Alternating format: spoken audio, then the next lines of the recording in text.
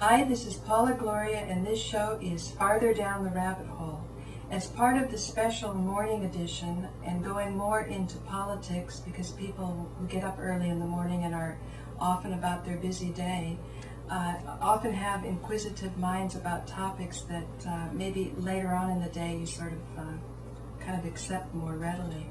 One topic I'm very concerned about as a German is who was Adolf Hitler and what was going on in Germany and this disaster that came after World War II and during World War II. Is it something that could have been averted? As a little girl, I often wondered if I was in Germany at that time, what was it that I could have done? And to this day, I still believe that as soon as mischief's afoot, there is something that can be done, and I resonate with that knowledge that empowers me and helps me to bring justice and equality to all. And I think as inheritors of a great constitution, and Independence Day is something that we should be very grateful for. I think we can never stop asking deep and even painful questions. So today with me I have Webster Tarpley, who's been on many of my shows giving us information about the truth behind 9/11. And today I want to avail myself of his knowledge of history and what was going on at the turn of the 19th century, the 20th century. Webster, thank you. Glad to be here, Paula. Where should we start? I want to know what was going on in Germany after World War I, or if you want to go before then. Let's sort of set the stage for the rise of Hitler, yes, because we have to understand how this came about. It takes more than just a warped, insane personality. And naturally, Hitler is one of the greatest monsters of the 20th century. He is the protagonist of the Holocaust with the 6 million Jewish victims, but also 20 to 25 million Soviet victims, several million Polish victims, German victims. Really, one of the main people of World War II, but of course not the only one. And I would stress the idea that Hitler cannot really be understood as a purely German phenomenon, but he's also got to be seen in terms of his backers in the City of London and in Wall Street. And when we get to Wall Street, we're going to find Prescott Bush, the grandfather of the current tenant of the White House. And George Bush in the White House today has got Auschwitz money in his family fortune. I was so shocked, Webster, when I read your book. I had to put it down for 3 days. Well, that's to George find Bush. This Prescott Bush connection and the actual addresses on Broadway and Wall Street where this money was rolling. So keep going. It's George Bush, the unauthorized biography. You can buy the reprint now on Amazon.com, or if you want to read it for free, go to the internet, www.tarpley, that's TARPLEY.net. If you remind me, we'll give that book towards the end. Germany, of course, was crushed in World War I ultimately by being encircled, right, by fighting a two-front war. And it's interesting that at the end of the war, there was the so-called theory of the stab in the back, which is one of the things that Hitler used to take power. The idea was that since the Germans had asked for an armistice while they were still fighting on French and Belgian soil, the reactionaries claimed that the politicians had stabbed the army in the back, that the army was really undefeated in the field, but the politicians in Berlin decided to give up the war. Now, that ought to be familiar to people as the typical neocon argument that the U.S. forces are undefeated in the field, but the so-called left-wing mass media are they're stabbing them in the back by telling all the bad things and none of the good things. So the neocon argument and the Nazi argument are highly similar, and we'll find that again and again and again, because the neocons are, of course, a descendant of Carl Schmitt, Hitler's lawyer, and Leo Strauss, the guru, who was a protege of Carl Schmitt. But now let's get into the scene. During World War I, Germany was subjected to a British sea blockade, which meant they had no food, no medicine, terrible hardship for the entire population, and that sea blockade was kept in place for a whole year after the armistice. Remember, the war ended November 11th, 1918 in the West. The British kept the sea blockade going for another year to force Germany to sign the Diktat of Versailles. And that's, of course, the other big theme in Hitler's demagogy, the stab in the back and the Versailles Treaty, which, of course, was experienced as an absolute humiliation by Germans. Then you have the Spanish flu, which kills more people. The Versailles thing is true. What do you mean? It happened. Of course it did, and it was a terrible, a Carthaginian peace that could only lead to another war, as lots of people realized at the same time. Now, after 1919, after signing Versailles, Germany was really not an independent country anymore. It was under limited sovereignty, and you had, for example, representatives of J.P. Morgan sitting on the board of the Reichsbank, the central bank of Germany. Then there were some people in Germany who were looking for a way out of this situation. Germany had become a tremendous pariah under this situation, and they had a very intelligent foreign minister called Walter Rathenau, R-A-T-H-E-N-A-U, who was a Jewish public servant in Germany, and he got the idea of making a deal with Soviet Russia. And that is, of course, the Rapallo Agreement of 1922, which meant that Germany and Russia would work together for production, and generally this is a peaceful exercise, although there were some military overtones. This is not the Hitler-Stalin Pact by any stretch of the imagination. The British response to Rathenau was, first of all, to have him assassinated through a death squad known as Konsul, K-O-N-S-U-L. Because British would go on that they wouldn't because the British didn't want Russia and Germany to be together, because that was a winning combination. Right. They wanted Germany isolated and set up for defeat. And of course the goal is ultimately to play Germany against Russia, as we will see. So the first thing the British do is use this Konsul organization to kill Rathenau, again, one of the best people in post-war Germany. And then the British engage in massive currency warfare against Germany. This is the legendary hyperinflation of 1922 to 1923, which is 1 trillion to 1. In other words, if you have 1 trillion marks at the beginning, you've got 1 mark at the end. It's where you take the money to the store in a wheelbarrow and you bring back what you've got in the thimble or in the palm of your hand.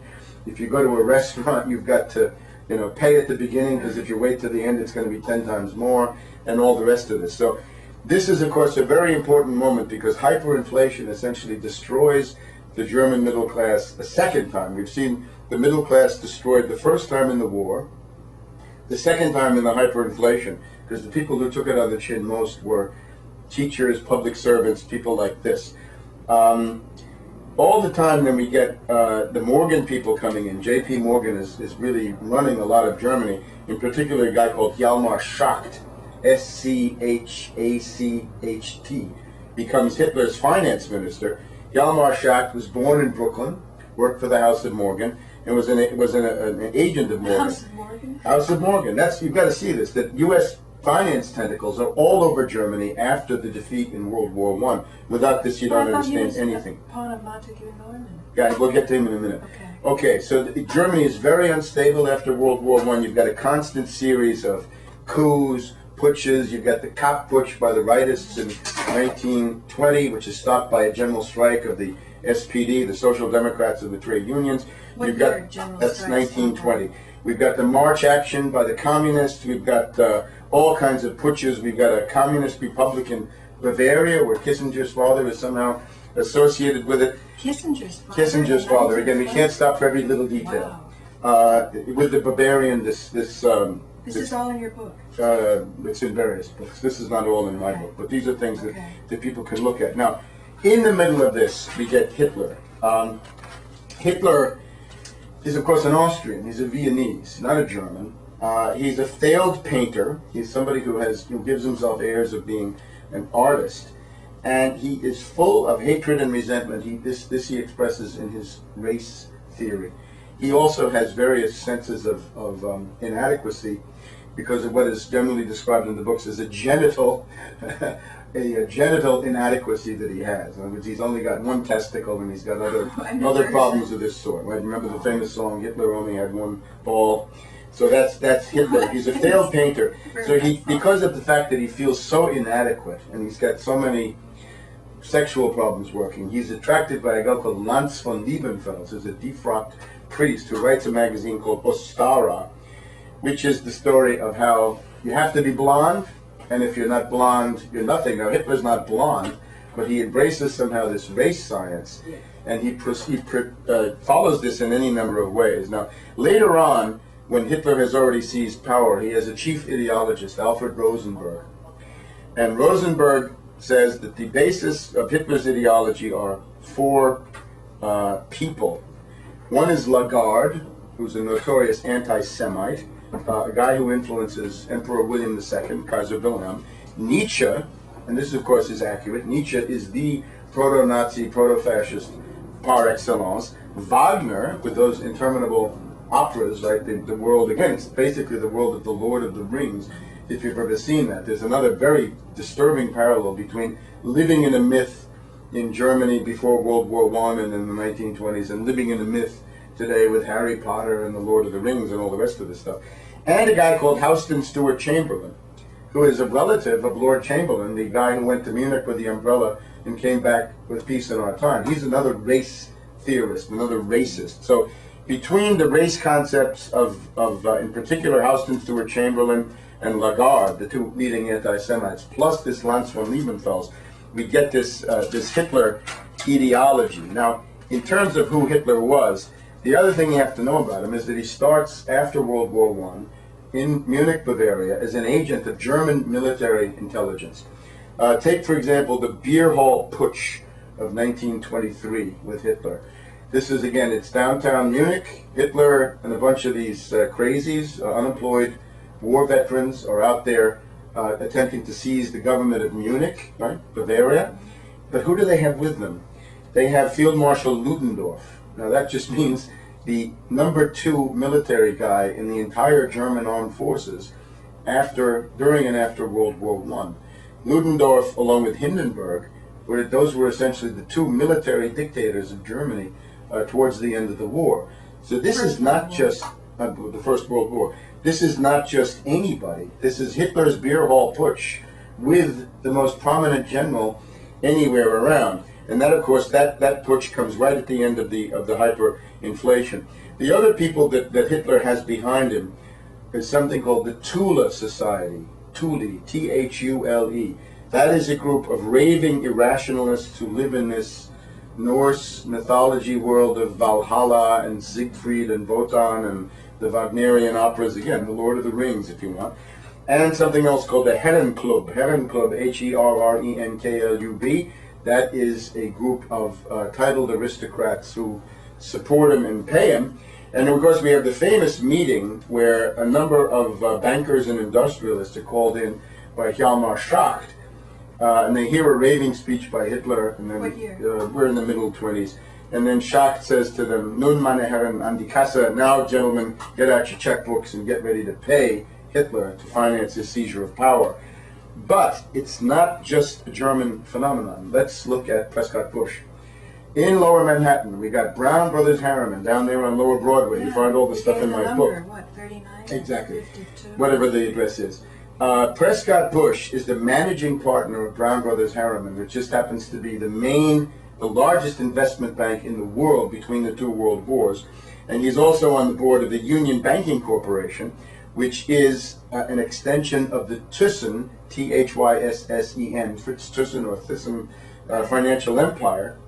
Steel industrialist. It's a bank. Above all, there's finance capital, and then it goes out into steel and just about everything else. Now remember, in October 1942, Prescott Bush, grandfather of the current usurper, is going to be expropriated by the Alien Property Custodian under the Trading with the Enemy Act, because Prescott Bush is a director of and shareholder in a Nazi financial entity called Union Banking Corporation, where Fritz Thyssen had $3 million in the summer of 1941, and it's well known that Thyssen helped to finance, at the urging of Schacht and others, and Morgan, helped to finance the seizure of power by Hitler. And Thyssen has a book, I Paid Hitler. So there's no doubt that he did it. That's the name of his autobiography. Really? I Paid Hitler by Fritz Thyssen. Sure, of course. He's like proud of this? Yes, he was trying to get off at that point. He was trying to avoid war crimes prosecution later on because he could see what was coming. Brown Shipley is the mother of Brown Brothers Harriman. And Brown Brothers Harriman is the U.S. branch of a British entity. Brown Shipley is the mother of it. A guy called Thatcher Brown came to Wall Street to set this up. What year? It's not important when. Montague Norman, before all this, well before. Montague Norman, the head of the Bank of England, is a member of the Brown-Shipley organization. Okay, so we're going to see how the British also get into the act. But suffice it to say that Hitler's seizure of power is helped by money managed by Prescott Bush, sent to a bank in Holland and then sent into the coffers of the Nazi Party. Before we leave Prescott Bush, he's also part of the concentration camp administrations, in the sense that Auschwitz, of course, was a concentration camp. It was a death camp and an extermination camp, but it's also a slave labor camp where people are literally worked to death before they're exterminated. And those companies around that were largely owned by Thyssen, and therefore, by extension, Prescott Bush is a part of that. Prescott Bush is also a part of the German military-industrial complex, which is killing GIs when they get there. Now, in terms of the way that Hitler came to power, in 1928, you had the fall of the last social democratic government, and it's sort of the last government that had a real majority in the parliament, in the Reichstag, in the Weimar Republic. After 1928, all the governments are emergency governments. They're all ruling by decree, using powers granted by Hindenburg as the president. He's the president of the Reich, and Brüning is the prime minister. And these are the so-called Notverordnung, decree laws. They're always extreme, drastic austerity. And this is the process by which people are essentially... drastic austerity reminds me of yesterday's talk. What we've got going on in the U.S. And of course, Al Gore is trying to bring another round, and Hillary Clinton and Bush, they're all agreed, all the bankers are agreed, that in response to the death agony of the dollar, we've got to have another round of extreme austerity. Watch the Puerto Rican example for what they mean by that. Now have something in common? Absolutely. We're now in a similar slide. The SPD, the Social Democrats, essentially... Make a different choice. I hope so. That's why we're trying to talk about this. Right. The SPD, Social Democrats, the left party, the trade union-based party, committed suicide by supporting Brüning, pretty much in the way the Democrats are committing suicide by supporting Bush on 9/11 and all the related stuff that comes out of that. Now, Harriman and the British, looking at Stalin, and they're looking at Hitler. Stalin is in power. Hitler is trying to seize power, or has seized power in 1933. The British decide that they're supporting Hitler, and they see Hitler as two things.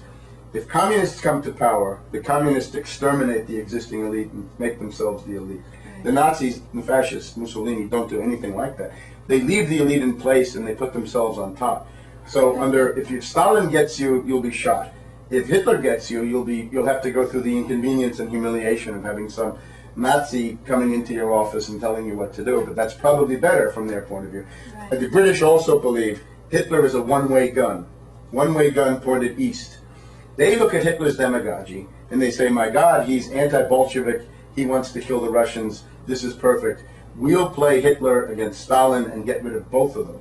Now Stalin is also looking at Hitler and he says, well, he's anti-Western, he's talking about Versailles, he's attacking the Western powers, Britain, France, the US. And of course, that's his conclusion.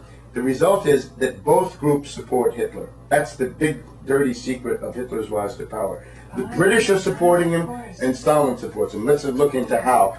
The German Communist Party never really opposed Hitler. They said the SPD were the bad guys. The SPD were the social fascists. Got to get rid of them. Trotsky, who was alive at the time, wrote a lot of pamphlets about this, and he said, look, Stalin is betraying the working class by attacking the Social Democrats and failing to really oppose Hitler. And that's true, but the secret is Stalin wanted Hitler to come to power. There's a famous quote from Stalin where he says, Hitler is the icebreaker of the revolution. In other words, Hitler will wreck Western Europe to the point where the Red Army can come in and bring the revolution and bring communism.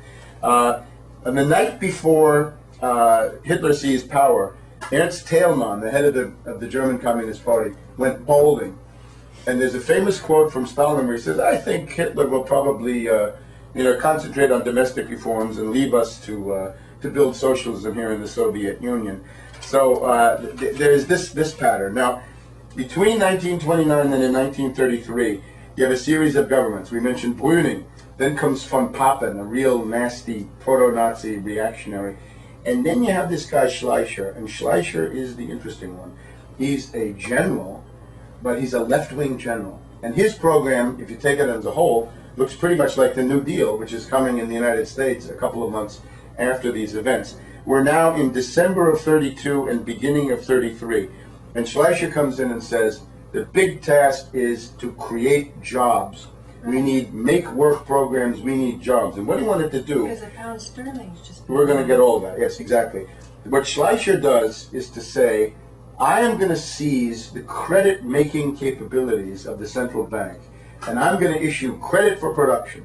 If you want to have productive activity, agriculture, mining, manufacturing, I'll give you low interest or zero interest credit so that we can restart production, and I'm going to build infrastructure like mad. That's pretty much the New Deal.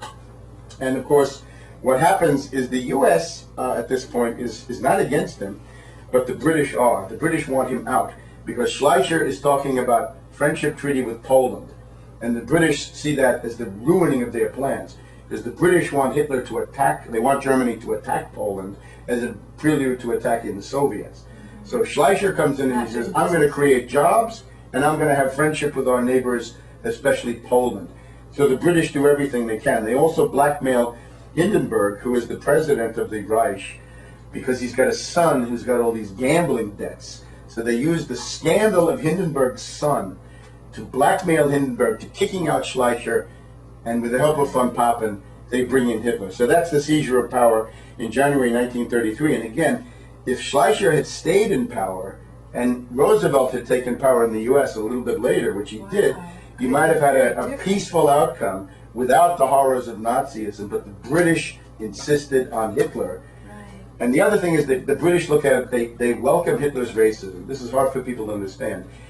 If you look at bin Laden, the myth of bin Laden today, one of the reasons the CIA supports bin Laden so much is because he auto-isolates himself. And bin Laden's line is, if you're a Muslim, you meet an unbeliever, you got to kill him.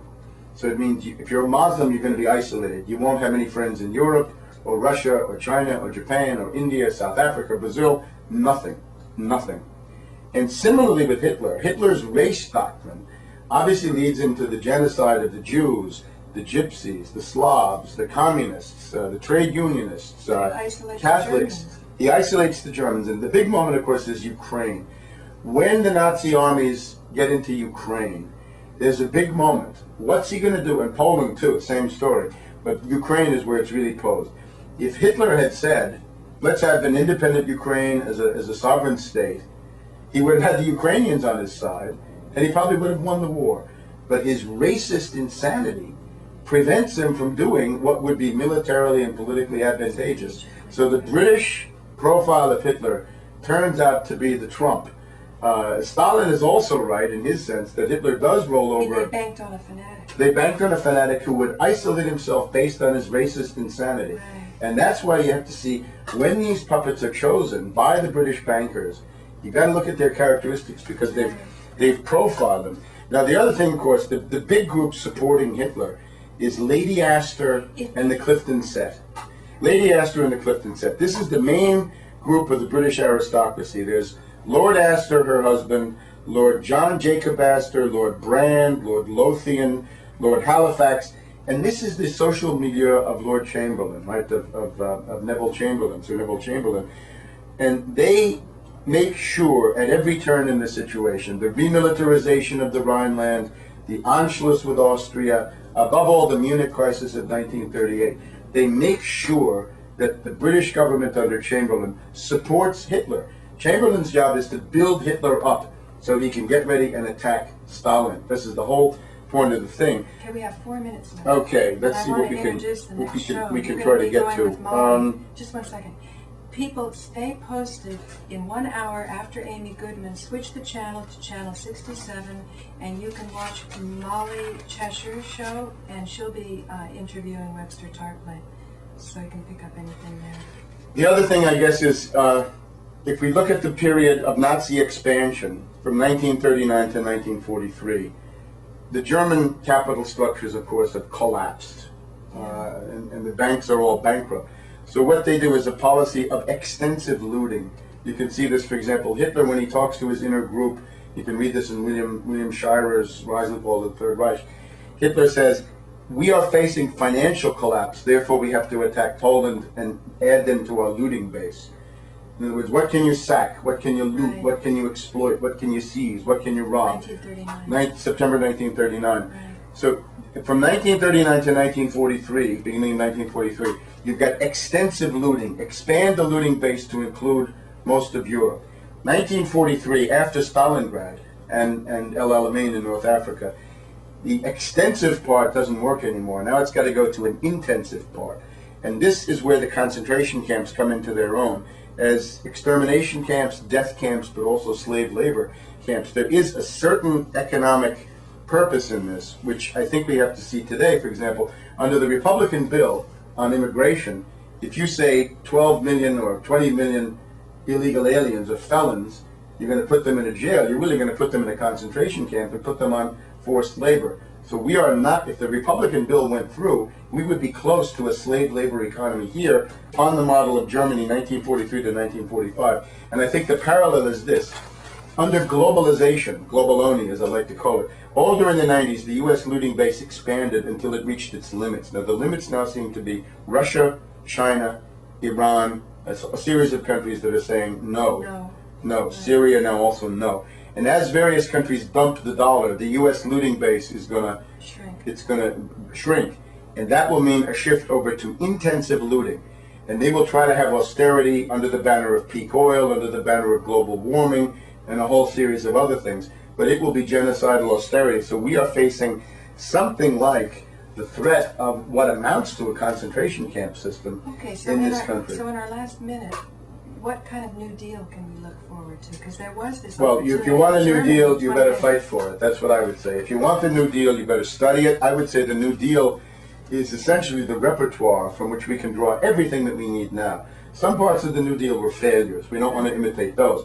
But I think about 2/3 to 3/4 of it was an astounding, stunning success. So we need a party realignment to get back to a Franklin D. Roosevelt-style national coalition. And the program of that has got to be, I would say, constitutional government, territorial integrity, but above all, economic recovery. In other words, government measures to promote economic recovery. No austerity, austerity for the bankers. Tax the banks, tax speculative income. That would be the spirit of Franklin D. Roosevelt. Webster, thank you so much for joining us. Thank you. My pleasure. Thank you for joining me at Farther Down the Rabbit Hole. Stay tuned. In 1 hour, switch the station, catch Molly Cheshire, and she'll be continuing with Webster Tarpley. Thank you for joining me. Just one last point. Before you can solve a problem, you have to identify it. And I thank you for helping me to identify this problem. And if you want to know the lineage of the neocons today, it goes right back to Leo Strauss, the protege of Carl Schmitt, Hitler's lawyer. Carl Schmitt was Hitler's lawyer. Yeah. He was a Rockefeller man. He got Leo Strauss's Rockefeller grants. The neocons all go back to Leo Strauss. The neocons are neo-fascists and neo-Nazis. Right. That's pretty evident. So now that we're seeing clear, we can find a way to... The glorification of violence, the glorification of war, racism in this case against Arabs and Muslims, nothing changes. Thank you. Okay, so you ready, Molly?